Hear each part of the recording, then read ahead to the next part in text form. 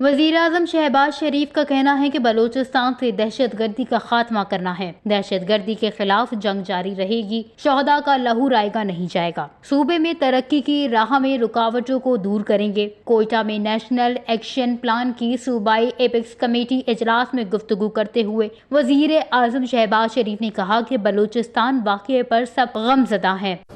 ہم اپنی اجتماعی بصیرت اور قوت ارادی اور ایک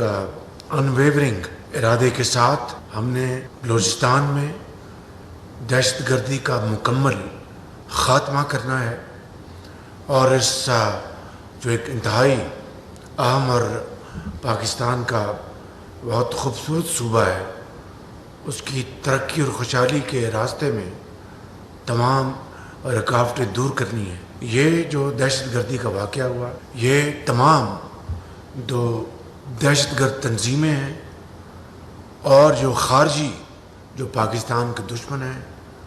اور جو اندر جو گھس بیٹھے ہیں،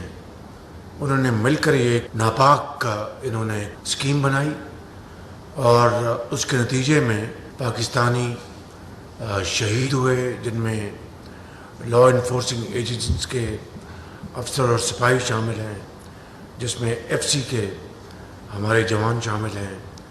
لیویز کے جوان شامل ہیں، اور سویلینز۔ ان سب کا لہو رائے گا نہیں جائے گا انشاءاللہ۔ اور مجھے اس بارے میں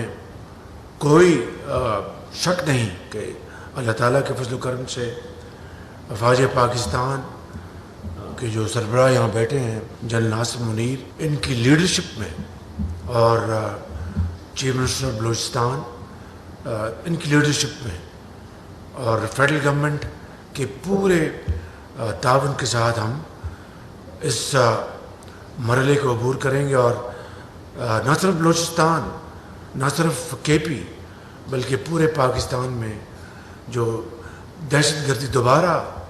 2018 کے بعد بدقسمتی سے اس نے سر اٹھایا ہے،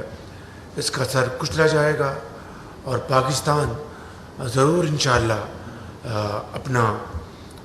مقام حاصل کرے گا، اور ہم مل کر ترقی اور خوشحالی میں ہم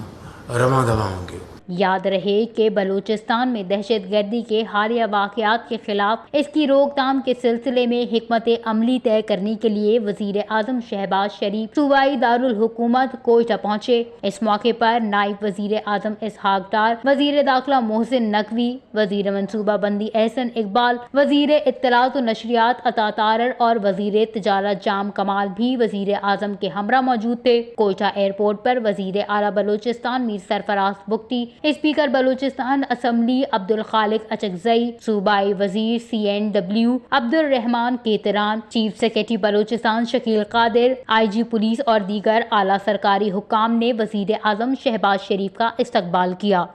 وش نیوز، کوئٹہ، بلوچستان۔